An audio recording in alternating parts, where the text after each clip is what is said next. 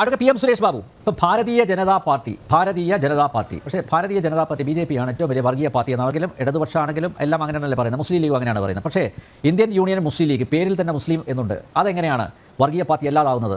നിങ്ങളും സപ്പോർട്ട് ചെയ്യുകയാണ്, നിങ്ങളും മുസ്ലിം ലീഗ്.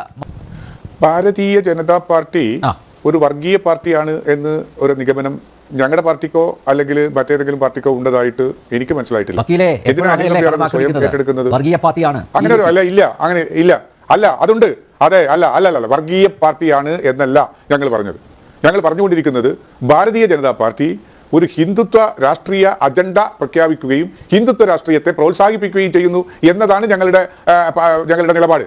അത് വർഗീയ പാർട്ടിയാണ് എന്ന് ഒരിക്കലും ഒരിടത്തും ഞങ്ങൾ ആരും പറഞ്ഞിട്ടില്ല. ഇടതുപക്ഷ പ്രസ്ഥാനത്തിന്റെ, കമ്മ്യൂണിസ്റ്റ് പ്രസ്ഥാനത്തിന്റെ ആളുകളോ ഇന്ത്യൻ നാഷണൽ കോൺഗ്രസിന്റെ, ഞാൻ ഇന്ത്യൻ നാഷണൽ കോൺഗ്രസിൽ ഇപ്പോൾ ഇല്ല, പക്ഷെ അവർ പോലും അതൊരു വർഗീയ പാർട്ടിയാണ് എന്ന വ്യാഖ്യാനം നടത്താതെ ഭൂരിപക്ഷ തീവ്രവാദത്തെയും ന്യൂനപക്ഷ തീവ്രവാദത്തെയും ഞങ്ങൾ ഒരേപോലെ എതിർക്കുന്നല്ലേ പറയുന്നത്. അപ്പൊ ഈ ഭൂരിപക്ഷ തീവ്രവാദം എന്ന് പറയുന്നതുകൊണ്ട് ഉദ്ദേശിക്കുന്നത് എന്താ?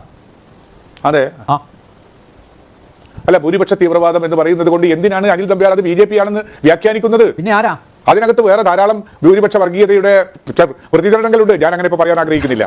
അത് നമ്മളൊരു ക്രിമിനൽ കോടതിയിലെ കയറി സാക്ഷിയെ വിസ്തരിക്കുന്നത് പോലെ അങ്ങനെ ട്രാപ്പ് ചെയ്യാനൊന്നും ശ്രമിക്കണ്ട. എന്നിൽ നിന്ന് അത് വീണിട്ടില്ല.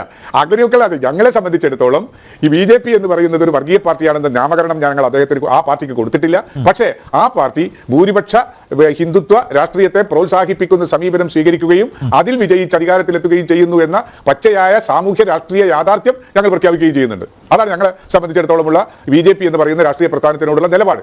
ഓക്കെ.